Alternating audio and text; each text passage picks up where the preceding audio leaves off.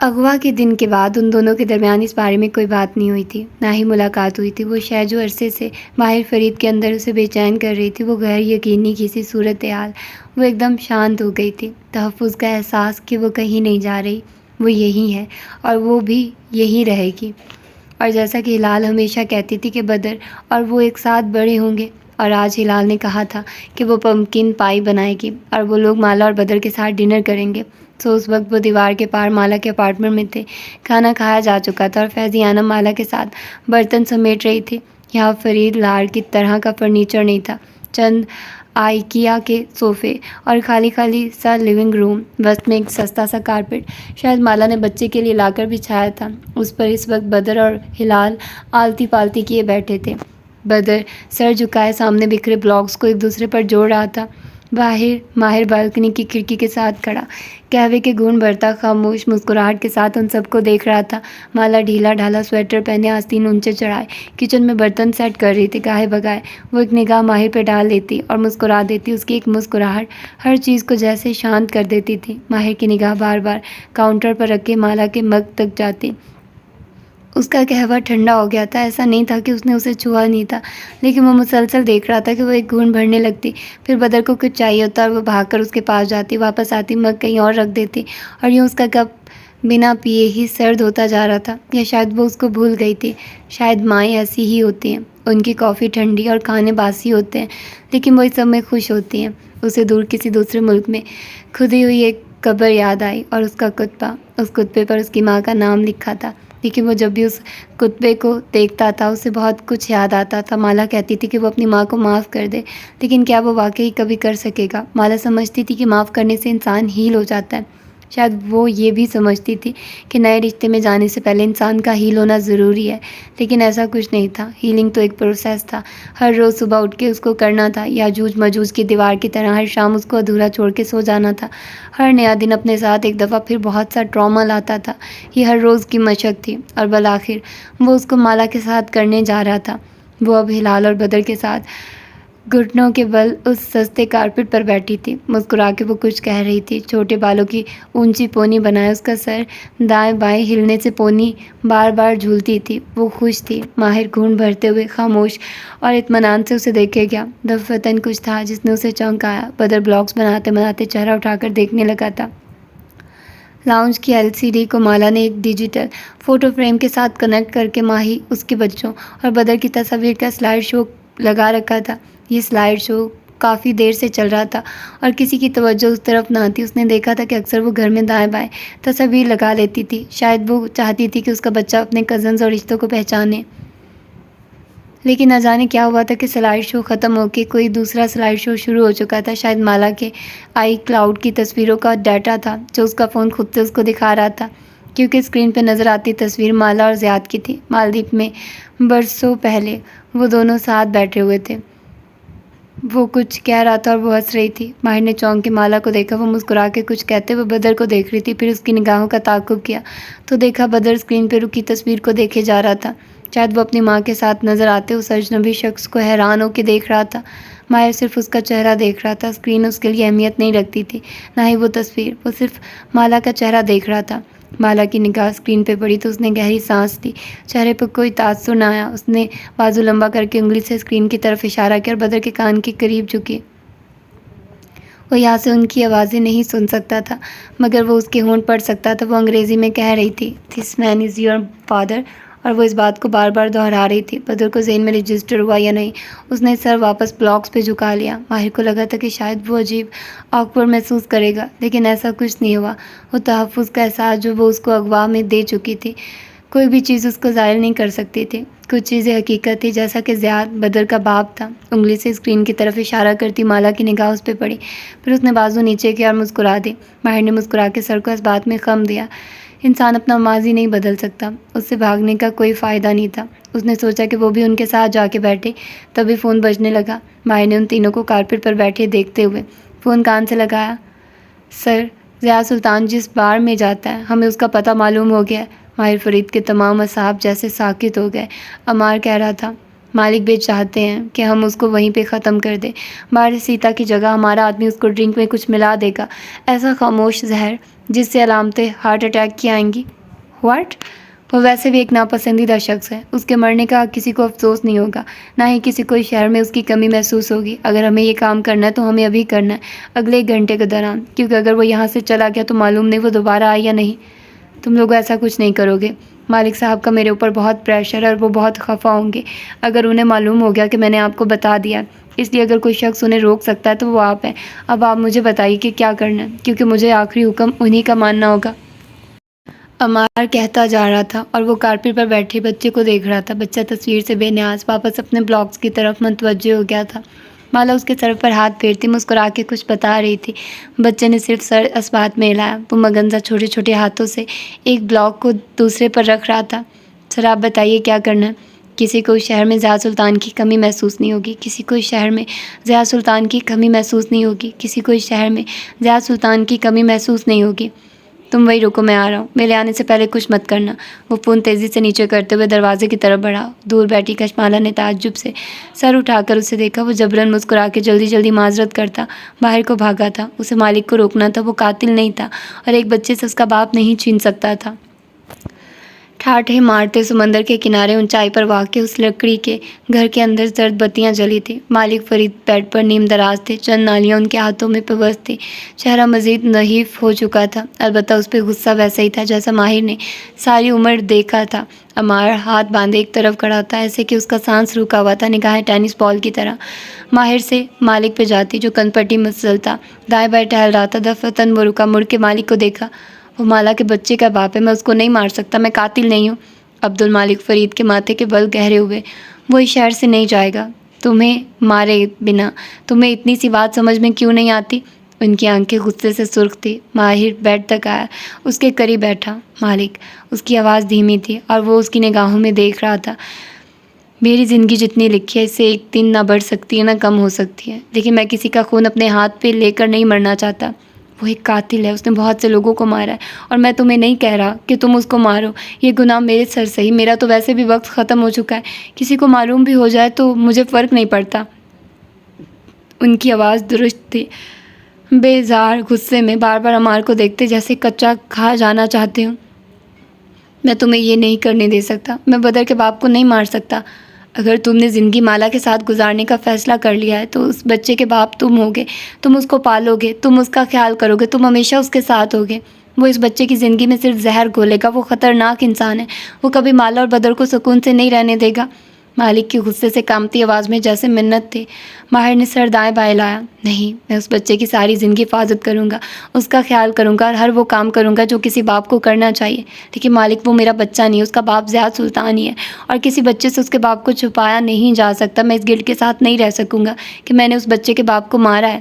ضیاء سلطان کسی ٹرک کے نیچے آ کر مر جائے، مجھے پرواہ نہیں، لیکن میرے ہاتھ پہ یا تمہارے ہاتھ پہ اس کا پلیت خون نہیں ہوگا۔ ماہر، بدر اس کا بیٹا ہے مالک، اور تم میرے بیٹے ہو، میں تمہیں اس بچے کے پیچھے نہیں کھو سکتا۔ ان کی آواز کانپی تھی، وہ چند لمحے سانس نہیں لے سکا۔ عبدالمالک فرید کی بوڑھی آنکھوں میں نمی تھی، خوف تھا، بے بسی تھی، یہ سب اس نے عرصے بعد وہاں دیکھا تھا۔ اس نے دھیرے سے اپنا ہاتھ مالک کے استخوانی کمزور ہاتھ پر رکھا جس میں جگہ جگہ سوئیاں پیوست ہونے سے نیل پڑے تھے۔ تم مجھے نہیں کھو گے، لیکن اگر تم نے مجھے قاتل بنا دیا تو میں خود کو کھو دوں گا۔ مالک فرید نے گہری سانس لی۔ یہ بہت آسان تھا ماہر، اس سے اچھا موقع ہمارے پاس نہیں ہوگا۔ ایک قاتل کو قتل کرنا بہت آسان تھا، لیکن یاد رکھنا آج تم نے خود یہ موقع گنوایا ہے۔ پھر اس نے عمار کو دیکھا، اس بات میں سر ہلایا۔ عمار نے سر کو جنبش دی اور فون کان سے لگایا۔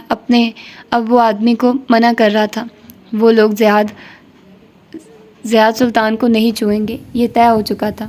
تم میری وجہ سے ضیاء کو نہیں مارو گے مالک، مجھ سے وعدہ کرو۔ ماہر کو اس پہ اعتبار نہیں تھا، وہ اس کی آنکھوں میں دیکھ کر اس کے ہاتھ پر ہاتھ رکھ کے کہہ رہا تھا۔ مالک نے بیزاری سے ہاتھ چھڑایا۔ میں جھوٹ نہیں بولتا، جب کہا ہے تمہارے لیے اس کو نہیں ماروں گا تو نہیں ماروں گا، جاؤ مجھے ریسٹ کرنے دو۔ اب کہنے کے لیے کچھ نہیں بچا تھا۔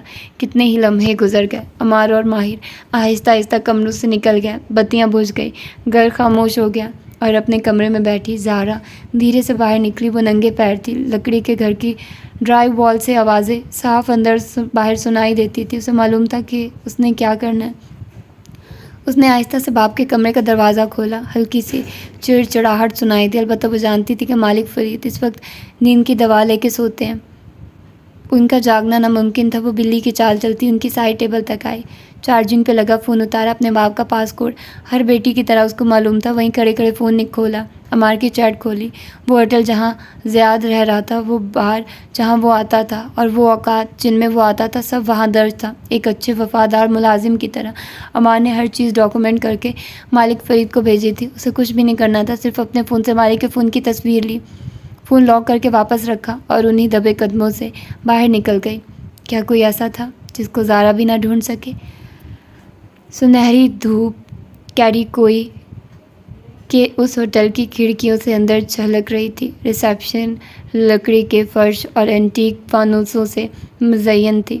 لکڑی کا زینہ اتر کے بنا آواز کے چلتا ہوا ضیاء سلطان نیچے آ رہا تھا۔ اس نے سیاہ پینٹس پہ بھوری جیکٹ پہن رکھی تھی، جیبوں میں ہاتھ ڈالے، آنکھیں دائیں بائیں گھما کے وہ اطراف کا جائزہ لے رہا تھا۔ جب آخری زینے پر ٹھہر گیا، لابی کے صوفے پر زرینہ فرید بیٹھی تھی، ٹانگ پر ٹانگ جمائے، اس کے سفید لانگ بوٹس گھٹنوں کے قریب ختم ہوتے تھے۔ وہ مسلسل اسی کو دیکھ رہی تھی، ہونٹوں پہ مسکراہٹ تھی۔ ضیاء سلطان اس پہ ایک نظر ڈال کے آگے بڑھ گیا، جیسے پہچانا نہ ہو، البتہ وہ تیزی سے اٹھی اور اس کے پیچھے آئے۔ اس کے ہر قدم کے ساتھ لکڑی کے فرش پہ دھمک کی آواز آتی تھی۔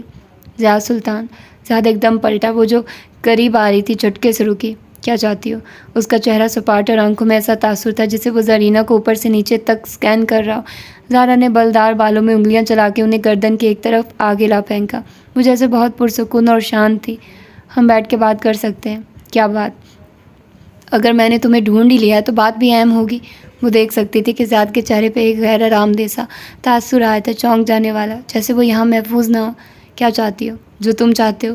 ریسیپشنسٹ نے میز پر رکھی گھنٹی پر زور سے 2-3 دفعہ ہاتھ مارا۔ ٹرن ٹرن کی آواز آئی۔ دونوں نے چونک کے اس طرف دیکھا۔ وہ برہمی سے اس کو گھورتے ہوئے سامنے سٹنے کو کہہ رہی تھی۔ وہ چوکھٹ کا راستہ روک کے کھڑے تھے اور باہر سے آتی سیاحوں کی ٹولی اندر آنا چاہ رہی تھی۔ زیاد نے ابرو سے اشارہ کیا اور آگے بڑھ گیا۔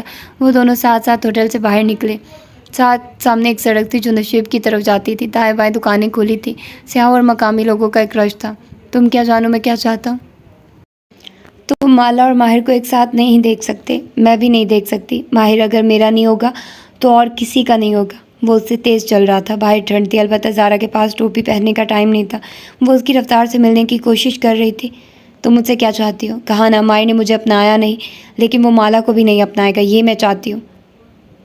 زیاد سڑک کنارے رک گیا، پلٹ کے اسے غور سے دیکھا۔ اس کے پیچھے سڑک نشیب کی طرف جاتے ہوئے پانی کے کنارے دم توڑ دیتی تھی۔ وہاں سے بہت سے بگلے اڑ اڑ کے اس طرف آ رہے تھے۔ زارا بگلوں کے پروں کی پھڑپھڑاہٹ نہیں سن رہی تھی، نہ ہی ارد گرد کا شور۔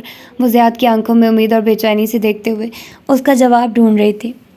میں تمہیں اور ماہر کو ایک دوسرے سے نہیں ملا سکتا، یہ میرا مسئلہ بھی نہیں ہے، لیکن تم اس شہر میں کسی وجہ سے ہو۔ تم کچھ ایسا سوچ رہے ہو جو کرنے سے وہ دونوں الگ ہو جائیں گے۔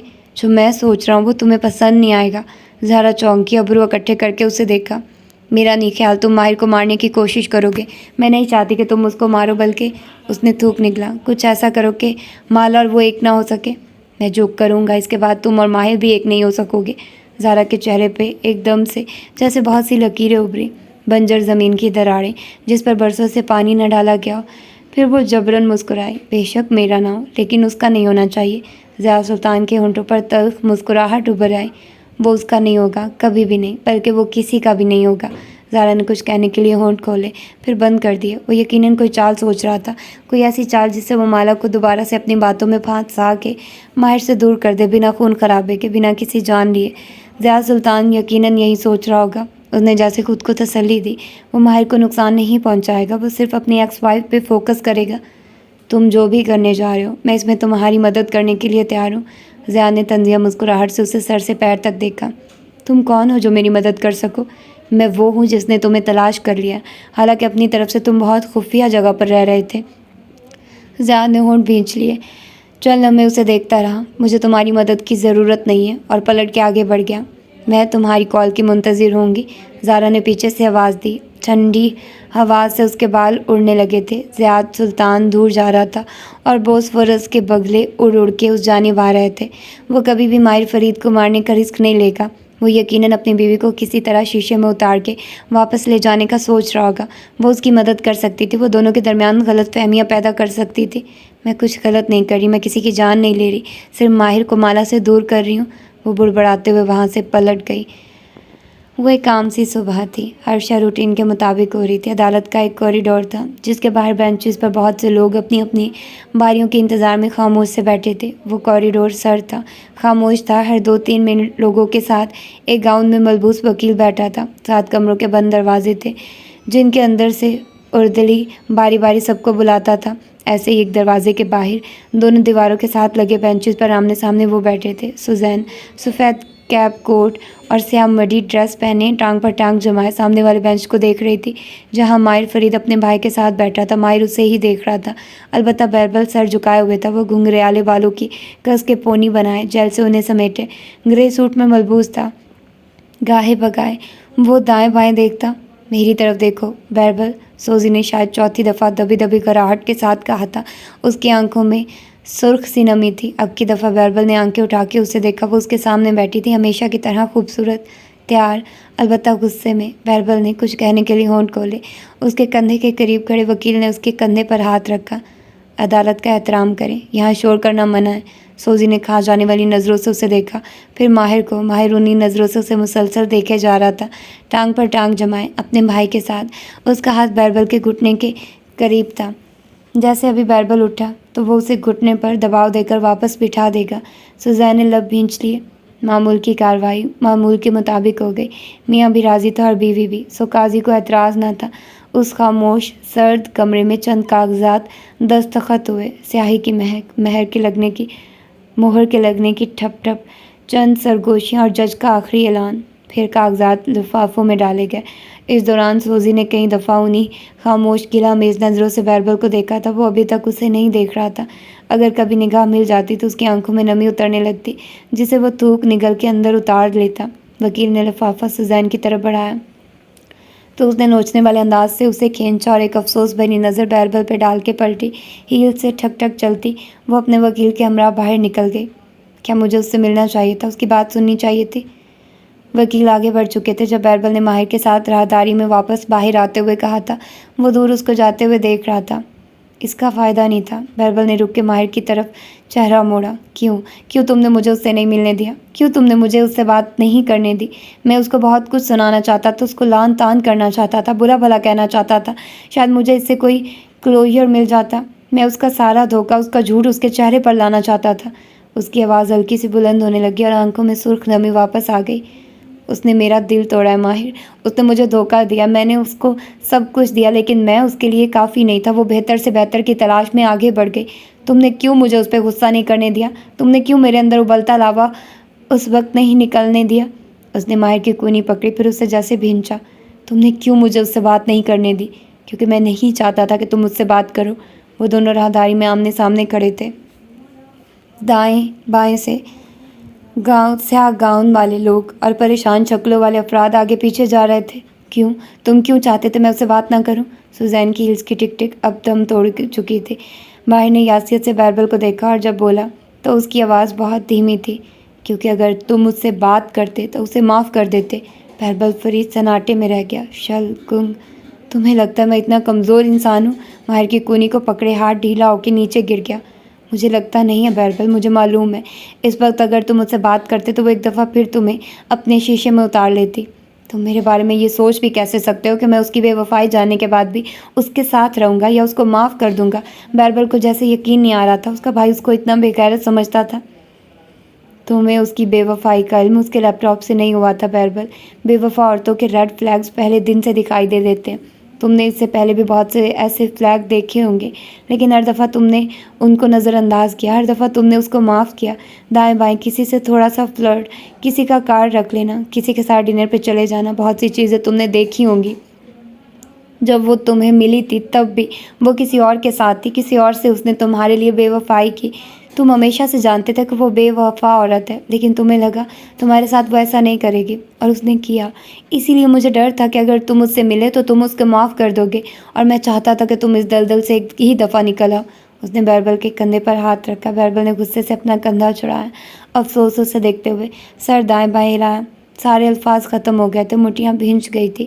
ماہر کچھ اور بھی کہہ رہا تھا لیکن وہ پلٹا اور لمبے لمبے ڈگ بھرتا آگے چلا گیا۔ سوزین جا چکی تھی۔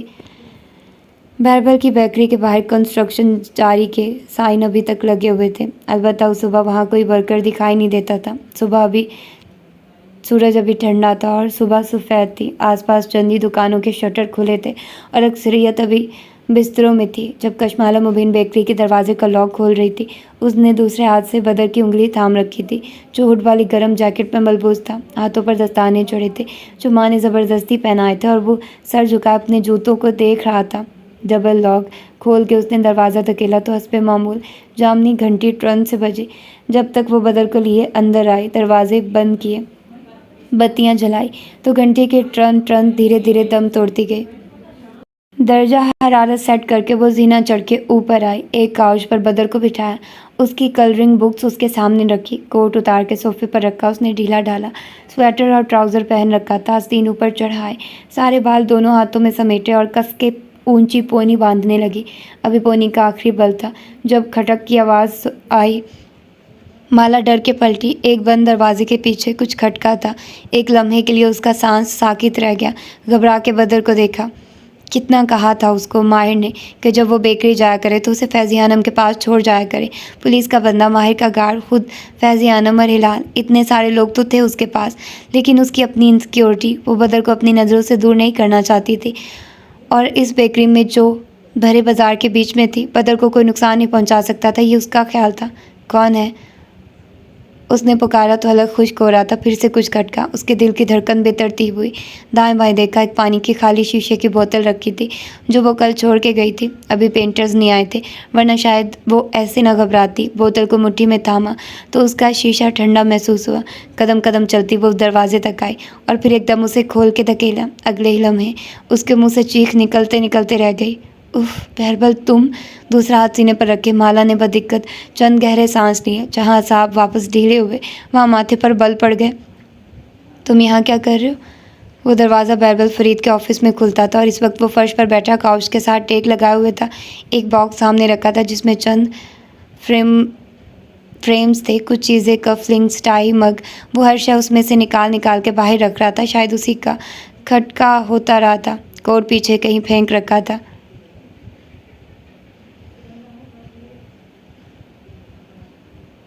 آستین اوپر چڑھے تھے، اونچے چڑھے تھے اور گریبان کے بٹن کھلے تھے، پونی سے بال نکل نکل کے دائیں بائیں گر رہے تھے۔ اس نے مالا کے پکارنے پہ محض آنکھیں اٹھا کے دیکھا۔ تم اندر کیسے آئے؟ لاک تو میں نے ابھی کھولا ہے۔ یہ میری بیکری تھی مالا، اس میں داخلے کے 4 راستے میں نے بنا رکھے ہیں، وہ بیزاری سے بولا تھا۔ مالا نے تعجب سے دائیں بائیں دیکھا۔ کہاں سے؟ بیربل نے ابرو سے بالکنی میں کھلتے دروازے کی جانب اشارہ کیا۔ یہاں سے راستہ ہے، وہ میں نے دیکھا تھا، لیکن اس پہ پاس کوڈ لگا ہوا ہے، اور وہ پاس کوڈ صرف مجھے ہی معلوم ہے۔ ڈونٹ وری، اس کو میرے سوا کوئی نہیں کھول سکتا۔ وہ مزید بیزار ہوا تھا۔ مالا نے بوتل ایک طرف رکھی، کانچ کی لکڑی سے ٹکرانے کا کھٹکا ہوا۔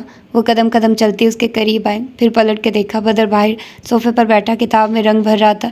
وہ بیربل کے سامنے فرش پر بیٹھی آلتی پالتی کیے اس کا جھکا سر غور سے دیکھا۔ کل تمہاری کورٹ ہیئرنگ تھی، ہو گئی؟ بیربل کے ہاتھ باکس میں سے چیزیں نکالتے ہوئے ٹھہر گئے، جھکے سر کو اس بات میں لایا۔ پچھتا رہے ہو؟ گھنگریالے بالوں والا سر دائیں بائیں ہلا۔ پچھتا نہیں رہا، جو کیا بالکل ٹھیک کیا۔ اس نے میرے ساتھ اچھا نہیں کیا، وہ ایک ٹاکسک لڑکی تھی اور اس سے شادی کر کے میری زندگی مزید اجیرن ہو گئی تھی۔ مجھے اس پہ غصہ، اور ماہر سمجھتا کہ میں اتنا کمزور انسان ہوں کہ اس کو معاف کر دیتا۔ اس نے گلہ میز آنکھیں اٹھا کے مالا کو دیکھا، جیسے سمجھ نہ پا رہا ہو کہ اسے ماہر پہ زیادہ غصہ تھا یا سوزین پہ۔ اپنے بھائی کو تو تم چھوڑ ہی دو، وہ تو سرٹیفائیڈ روبوٹ ہے۔ بیربل کے چہرے پہ نہ چاہتے ہوئے بھی مسکراہٹ آ گئی۔ پھر دوسرا دکھ یاد آیا، اگر مالک بھی یہی سمجھتا کہ مجھے سوزی سے بات نہیں کرنی چاہیے تھی، ورنہ وہ پھر سے مجھے شیشے میں اتار لیتی۔ اور مالک کون ہے؟ اب کی دفعہ بیربل کھل کے مسکرا دیا۔ اس سے بھی بڑا روبوٹ۔ مالا نے گہری سانس لی، باکس کو نرمی سے ایک طرف دھکیلا، ایسے کہ وہ ان دونوں کے درمیان میں سے ہٹ گیا۔ بیربل میری طرف دیکھو، میں تمہاری دوست بھی ہوں نا؟ بیربل کی شکوہ کناں نظریں اس کی طرف اٹھی۔ ایک زمانے میں تم میری دوست تھی، اب صرف ایسٹ انڈیا کمپنی ہو۔ نگاہیں گھما کے بیکری کے در و دیوار کو دیکھا۔ وہ تو اس روبوٹ کا قصور ہے، میں تو تمہاری دوست ہوں نا؟ بیربل نے دھیرے سے سر ہلا دیا۔ वो दोनों आमने सामने फर्श पर बैठे थे और जब उनके दरमियान खामोशी छा जाती तो बाहर से बदर की पेंसिल के कागज़ पर रगड़ने की आवाज़ सुनाई देने लगती। तुम्हारी दोस्त होने के अलावा मैं एक डाइवोर्स्ड औरत भी हूँ। मुझे पता है कि तलाक क्या होती है, इसका ट्रॉमा क्या होता है और इससे ख़ुद को निकालना कितना ज़रूरी होता है। मगर वो कैसे समझ सकता है कि मैं उसको माफ़ कर दूँगा। वो शायद उसकी बात नहीं सुन रहा था। मैं उससे नफ़रत करने लग गया हूँ और मैं हर्ट भी हूँ कि वो मेरे साथ ऐसा कैसे कर सकती। ऊपर से माहिर, मेरी बात सुनो। उसने नरम मगर ऊंची आवाज़ में उसको मतवज्जे किया। अगर मैं तुमसे सच नहीं बोलूँगी तो फिर मैं तुम्हारी सही वाली दोस्त नहीं होंगी भी। तुम ये चाहते हो कि मैं तुमसे हमदर्दी करूं? तुम अपने तमाम दोस्तों से यही तवक्को करते हो, वो तुम्हारे पास आएँ, वो तुम्हें बताएं कि तुम्हारे साथ कितना बुरा हुआ है, वो तुम्हें तुम्हारे गम से निकलने में मदद दे। लेकिन ये सच नहीं है। बहरबल ने चौंक के उसे देखा। तुम्हारे साथ जो हुआ वो गलत था, नहीं होना चाहिए था। तलाक एक बहुत बड़ा ट्रॉमा होता है। माहिर के लिए तुमसे दस्तखत करवाना, तुम्हें कोर्ट में लेकर जाना और हर चीज़ बज़ाहिर फ़िक्स कर देना बहुत आसान था। लेकिन माहिर कभी डाइवोर्स से नहीं गुजरा। उसको नहीं पता कि ये इंसान को कैसे तोड़ के रख देती है, चाहे उसका साथी कितना ही टॉक्सिक क्यों ना हो, चाहे तलाक इंसान को किसी कैद से आज़ाद क्यों ना कर दे, वो कितना ही बड़ा रिलीफ क्यों ना हो। तलाक इंसान को ऐसा ट्रॉमा देती है जिसको भरने में एक लंबा अरसा लगता है। बहरबल ने घुटने सीने से लगा लिए, उनके गिर्द बाजू लपेटे और थोड़ी उन पर रख के आज़र्दगी से उसे देखे गया। क्या सोजी का दिया ज़ख़म कभी भर सकेगा? सोजी का दिया ज़ख़म बहुत जल्द भर जाएगा बहरबल, लेकिन क्या बहरबल का दिया ज़ख़म भर सकेगा? बहरबल के अब्रू ताज्जुब से कटे हुए सामने बैठी पोनी बांधे शफाफ चेहरे वाली लड़की कह रही थी, मैं तुमसे सच बोलूँगी और सच ये है कि सोजी ने तुम्हें ज़ख़म नहीं दिया, बहरबल ने बहरबल को ज़ख़म दिया है। बहरबल के लब नापसंदीदगी में भिंचे, अलबत्ता वो खामोशी से सुनता रहा। बहुत से लोग तलाक या धोखा मिलने पे यही कहते हैं कि दूसरे शख्स ने हमारे साथ ये किया, दूसरा शख्स टॉक्सिक है, बुरा है, विलन है। लेकिन बहरबल सवाल ये है कि उस शख्स को मुंतखब किसने किया था? उस शख्स की तरफ अट्रैक्ट कौन हुआ था? उसने खुद को ऐसा बना रखा था कि मुझे लगा वो एक बहुत अच्छी लड़की है। नहीं, उसने खुद को उन चीज़ों से आरास्ता कर रखा था जो तुम्हारी कमज़ोरी हैं, क्योंकि वो चीज़ें तुम्हारे अपने अंदर भी मौजूद हैं। तुम्हें वो चीज़ें पसंद आती हैं, ब्रांड्स, अमारत, खूबसूरती, दिखावे वाली चीज़ें, ये सब सतही चीज़ें हैं। तुम इस चमक दमक से मुतासिर होकर उसके करीब गए थे और फिर तुमने अपना स्टैंडर्ड इतना लो रखा कि इन चीज़ों की चमक दमक ने वो सारे सुर्ख झंडे छोटे करके दिखाए जो तुम्हें पहले दिन से नज़र आ रहे थे। सुज़ैन बदली नहीं थी, वो वही रही जो वो हमेशा से थी। टॉक्सिक औरतें पहले दिन से अपने टॉक्सिक होने के सबूत दिखा देती हैं। ऐसे ही टॉक्सिक मर्द खुद को छुपा के नहीं रखते, फिर भी हम उनको मुंतखब कर लेते हैं क्योंकि हमारे अपने अंदर कमी होती है। यानी सोजी से शादी मेरी गलती थी। तुम्हें बुरा लगेगा लेकिन यही हकीकत है, ये तुम्हारी गलती थी, तुम्हारी चॉइस थी, क्योंकि हम दूसरों को उसी चीज़ से अट्रैक्ट होते हैं जिसकी या हमें खुद कमी होती है या हमने अपने अंदर उसको पाल रखा होता है। हम अपनी वैल्यूज़ को दूसरों में तलाश करते हैं और यूँ हम लोगों से कनेक्ट होते हैं। अगर तुम्हें एक अच्छी, सच्ची और ऑथेंटिक औरत चाहिए तो तुम्हें सतही चीज़ों से मुतासिर होने के बजाय अपने स्टैंडर्ड को इतना ऊंचा करना होगा कि तुम लोगों के सतहीपन के पार झांक सको। किसी की दौलत तुम्हें मुतासिर ना कर सके। तुम जब किसी लड़की से मिलो और आगे तुम बहुत सी लड़कियों से मिलोगे तो मैं चाहती हूँ कि तुम उस लड़की की पर्सनैलिटी से कुछ चीज़ें माइनस कर दो। उनकी चमकती दमकती शक्ल, उनकी दौलत, उनकी दिलरुबा बातें माइनस करके देखो कि पीछे क्या बचता है। क्या उसमें इखलाकी इक़दार है? क्या वो सच बोलती है? क्या उसके अंदर बहुत सी इनसिक्योरिटीज़ और एहसास कमतरी तो नहीं है? क्या उसने अपनी कशिश, दौलत और नुमाइशी चीज़ों को बना रखा है? जब तक तुम अपने अंदर मौजूद इस चीज़ को हील नहीं करोगे जो नुमाइशी चीज़ों की तरफ लपकती है, तब तक बहरबल तुम गलत लड़कियों का इंतखाब करते रहोगे। वो बहुत गौर से उसको सुन रहा था। वो उसी नरमी से कहे जा रही थी, माहिर तुम्हारी चॉइस के ख़िलाफ़ नहीं था, मूल लड़कियों के ख़िलाफ़ भी नहीं था जिनको तुम पसंद करते हो, बल्कि माहिर तुम्हारे अंदर मौजूद इस चीज़ से वाकिफ़ है जो हमेशा एक ही जैसी लड़कियों की तरफ अट्रैक्ट होती है। अगर तुम अपनी ज़िंदगी में आने वाली तमाम लड़कियों का एक फ़्लो चार्ट बनाओ तो तुम देखोगे कि उनमें बहुत कुछ मुश्तरक है। सुज़ैन स्मार्ट थी, उसने सिर्फ रिलेशनशिप नहीं रखा बल्कि शादी भी की ताकि उसको इस रिलेशनशिप की कीमत मिल जाए। आज तुम सुज़ैन से बच के निकल गए हो, लेकिन कल को अगर तुमने अपने आप को दुरुस्त ना किया तो तुम फिर से इसी तरह की किसी लड़की के साथ फंस जाओगे। और मैं कैसे बेहतर का इंतखाब करूँगा? खुद को बेहतर बना के। वो कहते हैं ना कि तुम्हें जो खूबियाँ अपने लाइफ पार्टनर में चाहिए उनकी फहरिस्त बनाओ और फिर खुद वही फहरिस्त बन जाओ। तुम बेहतर लड़कियां अट्रैक्ट करोगे और ख़ुद भी बेहतर लड़कियों की तरफ अट्रैक्ट होगे। फिर ये सतही चमकती दमकती लड़कियां جن کی ویلیوز نہیں ہیں، جو جھوٹ بولتی ہیں، اپنے اصل سے دور بھاگتی ہیں، اپنے احساس کمتری کو چھپا کے رکھتی ہیں، یہ لڑکیاں پھر تمہیں پسند نہیں آئیں گی، تم ان سے دور بھاگو گے۔ لیکن مجھے کیسے معلوم ہوگا کہ کوئی لڑکی سچی اور اوتھینٹک ہے؟